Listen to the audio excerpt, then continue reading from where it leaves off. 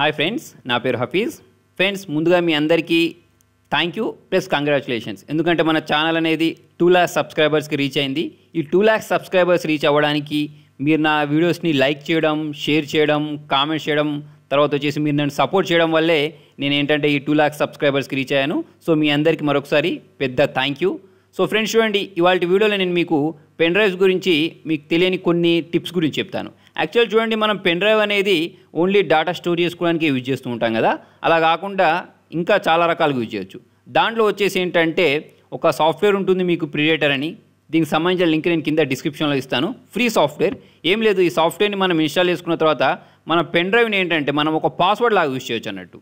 Okay, అంటే దీన్ని మీరు మీ కంప్యూటర్ కనెక్ట్ చేసి మీరు ఒక సాఫ్ట్వేర్, ఈ ప్రిడేటర్ సాఫ్ట్వేర్ని ఇన్స్టాల్ చేసుకున్న తర్వాత కొన్ని సెట్టింగ్స్ని ఫాలో అయితే మీ పెన్ డ్రైవ్ అనేది ఏంటంటే ఒక కీలాగా పనిచేస్తుంది. అంటే మీరు మీ పెన్ డ్రైవ్ని కనెక్ట్ చేస్తే అప్పుడు మాత్రమే కంప్యూటర్లోకి ఎంటర్ కాగలరు, లేకపోతే ఏంటంటే కంప్యూటర్కి ఎంటర్ కాలేరు.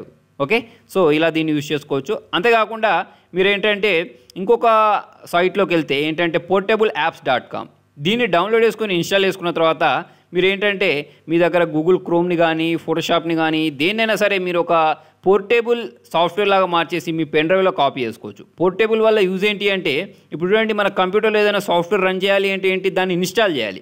కాకపోతే ఏంటంటే మీరు పోర్టేబుల్ సాఫ్ట్వేర్ లాగా మార్చి మీ పెన్ డ్రైవ్లో ఉంచుకోవడం వల్ల మీ పెన్ డ్రైవ్ని మీరు ఎక్కడ కావాలంటే అక్కడ తీసుకెళ్ళొచ్చు కదా. తీసుకెళ్ళిన తర్వాత మీరు ఎక్కడ కనెక్ట్ చేస్తే అక్కడ ఆ సాఫ్ట్వేర్ ఇన్స్టాల్ చేయాల్సిన అవసరం లేదు. డైరెక్ట్ దాన్ని క్లిక్ చేస్తే అది ఏంటంటే ఓపెన్ అయిపోద్ది అన్నట్టు, ఇన్స్టాల్ అవ్వదు. ఓకేనా. సో అలాగే మనకి ఇంకొకటి ఏంటంటే ట్రూక్రిప్ట్ అనే ఈ సైట్ కూడా దొరుకుతుంది. ఈ సాఫ్ట్వేర్ ద్వారా మనం ఏం చేయొచ్చు అంటే మన పెన్ డ్రైవ్లో ఉండే డేటాను మొత్తం సెక్యూర్గా చేయొచ్చు అన్నట్టు. మామూలుగా ఏంటంటే మన పెన్ డ్రైవ్ ఎవరికి దొరికితే వాళ్ళు దానిలో ఉన్న డేటా చూసుకోవచ్చు కదా. అలా కాకుండా ఈ సాఫ్ట్వేర్ ఇన్స్టాల్ చేసుకున్న తర్వాత మీరు దీని ఇన్స్ట్రక్షన్స్ ఫాలో అయితే మనం ఏంటంటే మన పెన్ డ్రైవ్లో ఉన్న డేటాని సెక్యూర్గా చేసుకోవచ్చు అన్నట్టు. ఓకే, అలాగే కాకుండా ఇంకొక సాఫ్ట్వేర్ దొరుకుతుంది మీకు ఏంటంటే రుఫూస్ అని. యాక్చువల్ ఏంటంటే మనం మన కంప్యూటర్లో లేదా ల్యాప్టాప్లో ఓఎస్ ఇన్స్టాల్ చేసుకోవడానికి ఏం చేస్తూ ఉంటాం, బూటేబుల్ సిడీస్ యూజ్ చేస్తూ ఉంటాం, లేదా డివిడీస్ యూజ్ చేస్తూ ఉంటాం కదా. అలా కాకుండా మీరు ఈ సాఫ్ట్వేర్ని ఇన్స్టాల్ చేసుకున్న తర్వాత మీ పెన్ డ్రైవ్ని కనెక్ట్ చేసి మీ పెన్ డ్రైవ్ని ఒక బూటేబుల్ డివైస్ లాగా మార్చవచ్చు అన్నట్టు. ఓకే, సో మనం ఏంటంటే ఈ పెన్ డ్రైవ్ని కంప్యూటర్ కనెక్ట్ చేసి ఓఎస్ ఇన్స్టాల్ చేసుకోవచ్చు.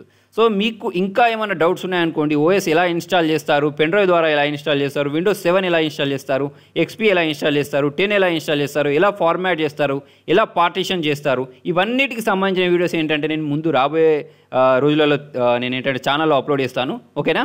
సో ఫ్రెండ్స్, మీకు మళ్ళీ ఇంకొకసారి థ్యాంక్ యూ. మీకు ఇంకేమైనా డౌట్స్ ఉంటే కింద కామెంట్లో రాయండి. మీకు నా వీడియో నచ్చినట్టయితే లైక్ బటన్ ప్రెస్ చేయండి, సబ్స్క్రైబ్ బటన్ క్లిక్ చేయడం మర్చిపోకండి. Thank you.